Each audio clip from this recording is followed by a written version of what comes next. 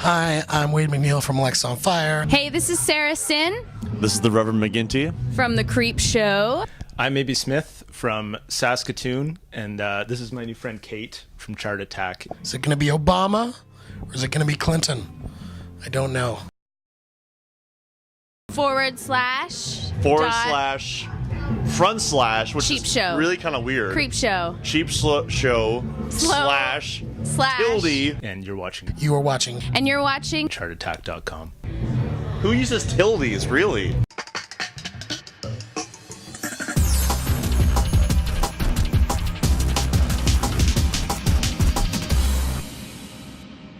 We are here at ChartAttack.com TV with...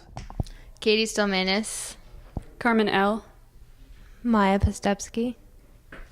Now, you guys are part of the band Katie Stelmanis. from... Toronto. I was going to say Katie Stelmanis again. Toronto. Katie Stelmanis. Yeah. Now, Katie, you are part of a number of, well, have been part of a number of different bands. Bruce Peninsula and Galaxy. What is the difference between this band and those bands?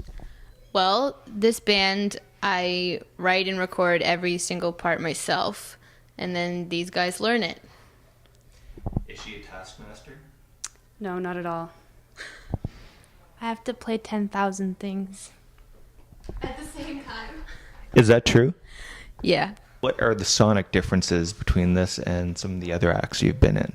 Well, the sonic difference is basically because I do everything in MIDI. It's all orchestral instruments, pretty much.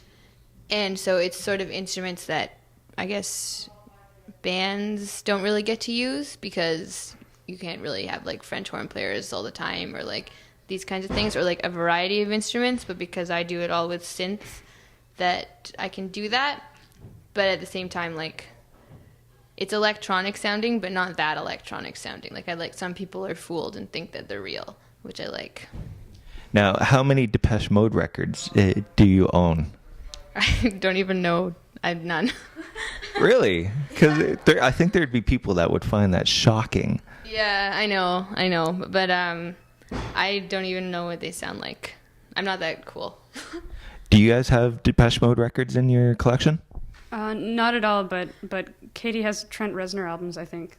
A lot of those, and Bjork. So if you hear anything that's And slightly... Queen. Yeah. Katie listens to a lot of Queen.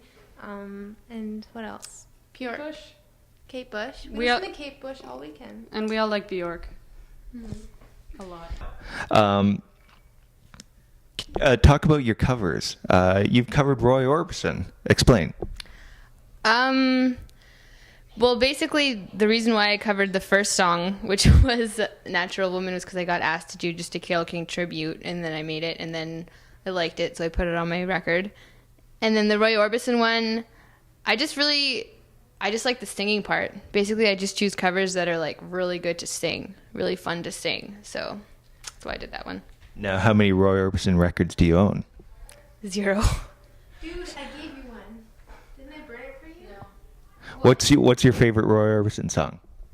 I like Blue Bayou, and I like all of them. Like, we had this one show where we drove home and listened to the whole record, and we were both like, Roy Orbison's the best.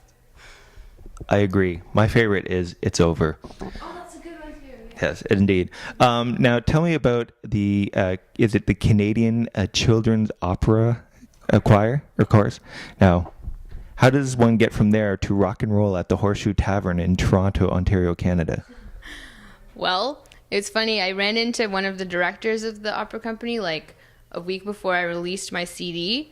And she's like, oh, what's new? I was like, oh, I released a CD. I'm going to be an I. They talk about the choir. And she just said, I always knew that you were a rock chick. So I guess I was kind of like weird in the choir. Apparently, I didn't think so. But goth past, right? Yeah, it was a goth past. I used to be badass when I was a kid. So you got penciled as a rebel in the choir. Yeah, I was a rebellious chorister. It's cool. I think that might be an album title, The Rebellious Chorister.